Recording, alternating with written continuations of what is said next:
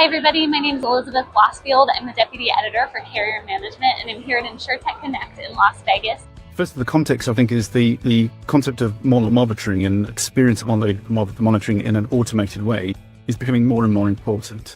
So recent years have seen a number of things all sort of conspire at once, building a perfect storm.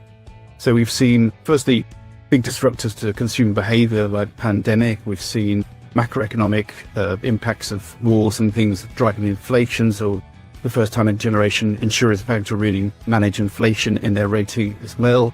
We've seen increased regulatory scrutiny on various different aspects as well. The growth of machine learning. And so all of a sudden insurers are modeling things in a more complicated way. They're modeling more things and models are more complicated. And there are changing experiences that they don't get their minds around as well. At the same time, there's been some sort of cost pressure on some insurers, so some analytical teams are a bit smaller than they used to be, and some insurers struggle to cope with staying on top of this changing environment and understanding what they're doing. And some insurers have paid actually quite dearly as some pretty poor financial results by not noticing things faster.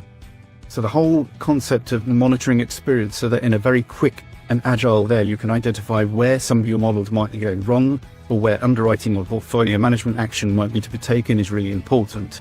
And what we're seeing recently, those insurers that can automate that process have a competitive advantage. So we've been involved in developing software that can deploy a range of machine learning and AI techniques across all emerging experience.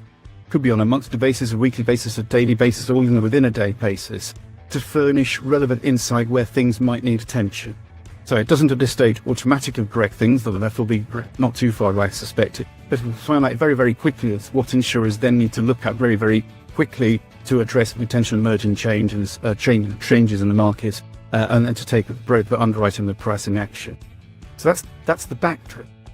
I think what has become more exciting recently is the whole growth and possibilities of generative AI. Now, there's many applications of generative AI and agentic AI across insurance. But we've been exploring specifically is the deployment of generative AI in this automated model. So the moment our software can automatically identify things that should be looked at, it still requires a slightly analytical actuarial background to understand the emerging experience. What you can now do is have a plain language interface where maybe less technical people can query the system as to what's going on. So what's happening to my experience? What particular segments are becoming unprofitable? Are there any unprofitable segments which have also had an increase in exposure?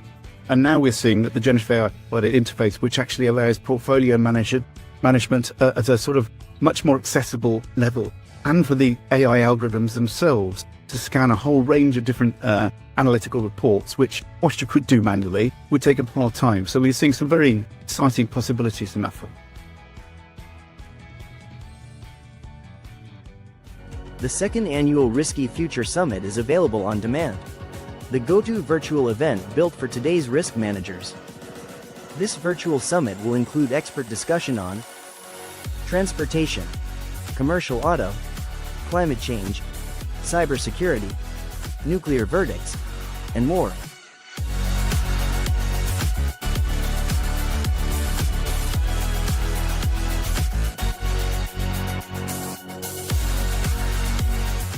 Unlock your potential with lessons from the best in the business.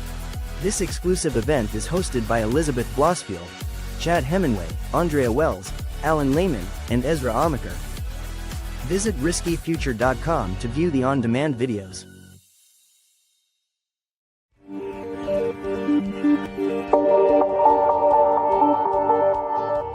Insurance professionals work hard every day to keep people safe, but as technology transforms the industry, how can insurers protect not only their clients, but also shield themselves from ever-changing cyber risks? My name's Elizabeth Blosfield, and I'm the host of the Insuring Cyber podcast, a monthly look into how the world of cyber and the business of insurance are connected.